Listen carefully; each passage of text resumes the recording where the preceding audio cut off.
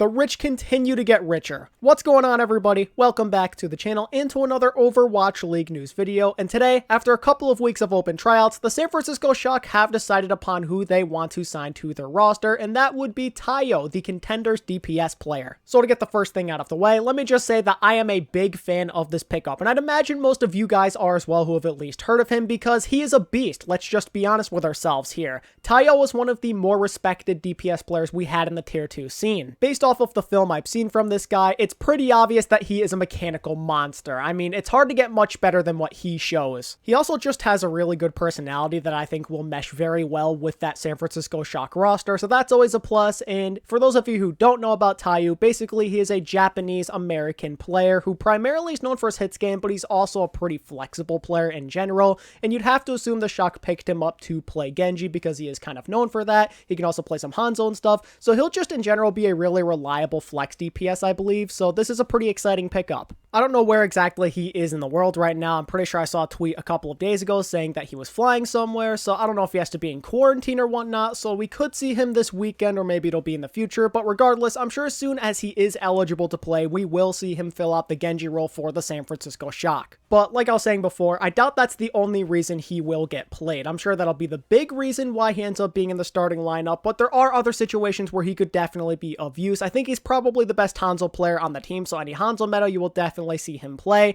And I mean, just when you think about it, from the fact that Striker and Ansan have been playing this whole season, they may want to break once in a while, and that's where Ta1yo can come in. He can fill out their roles without a problem because, like I said, he is a mechanical beast on the hit scan role. I also really like Ta1yo on this team because I think he has the right mindset to be on the San Francisco Shock. He has that winner's attitude about him, he's a big-time competitor, and it's pretty obvious by his previous success in Contenders. Of course, he's primarily known for the time he recently spent on Third Impact in North American Contenders, but he also played in Pacific Contenders for a Japanese team, so he has plenty of experience under his belt and lots of like first place and second place finishes. He's just a very successful player. He's only 20 years old, he has plenty of potential still that could be unleashed, and you're putting him in the hands of Krusty. That is a terrifying thought. Ta1yo is already insanely good, and now you're letting Krusty, who's one of the greatest development coaches ever, get his hands on him. Like, oh my goodness, I'd be scared if I was the rest of the league. Give him a month or two with this guy, maybe even just a couple of weeks. See what happens. It's going to be insane. Ta1yo was definitely right up there with the likes of Kevster and Onigod in terms of respected NA Contenders players who recently got into the Overwatch League, but the thing with Ta1yo is that he's going to have even better support than Onigod and Kevster, and both of those guys have been playing pretty well, I'd say, on their respective teams,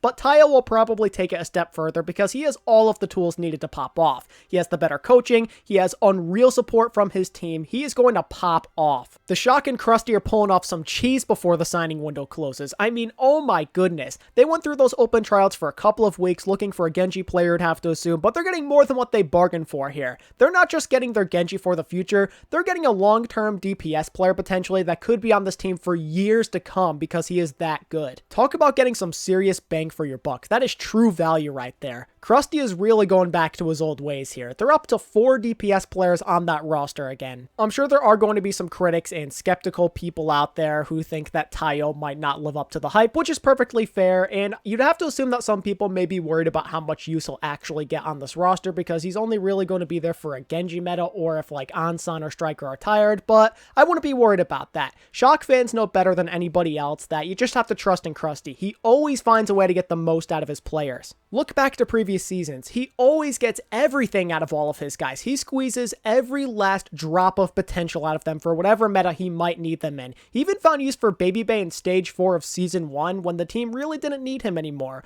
Or how about in Season 2 when they were literally playing everybody except for like Nevix really, but why play Nevix when you have Choi? If there's a potential fit in a scheme that he needs you for, he is going to play you guaranteed, and he will whip you into shape and get you as good as humanly possible. We've seen it time and time again, so just trust in Krusty. Don't have doubts, just believe in the Shock because they always find a way to pull it off. It's not fair, man. Whenever the Shock show any signs of weakness, they immediately plug it up right after they get exposed. It's every single time it happens, really. They find a way to get better. I would say that pretty much rounds up my thoughts, though, so the last thing we have to say is congrats to Ta1yo. This is a huge achievement for him. This is a very well-deserved promotion for him. He's been killing it in Contenders, and I'm sure tons of people would agree with me down in the comment section. This is very well-deserved, and I'm sure he's going going to make the Shock proud. Another thing worth mentioning is I'm pretty sure he's the first Japanese player to ever make the Overwatch League. Yes, technically he is Japanese American, but he is partially Japanese. Correct me if I'm wrong down in the comment section, but I'm pretty sure that's true. That's a pretty awesome achievement, so congrats to Ta1yo, congrats to the Japanese Overwatch community, and congrats to the San Francisco Shock for getting yet another gem added to their team. Well guys, that pretty much does it for me, so now I turn it over to you. What do you think of Ta1yo joining the San Francisco Shock? Let me know down in the comment section. If you guys enjoyed the video and you'd like to keep up with all the most recent Overwatch League news, make sure to hit that like button and subscribe to the channel and enable notifications so you don't miss out on any of my new videos.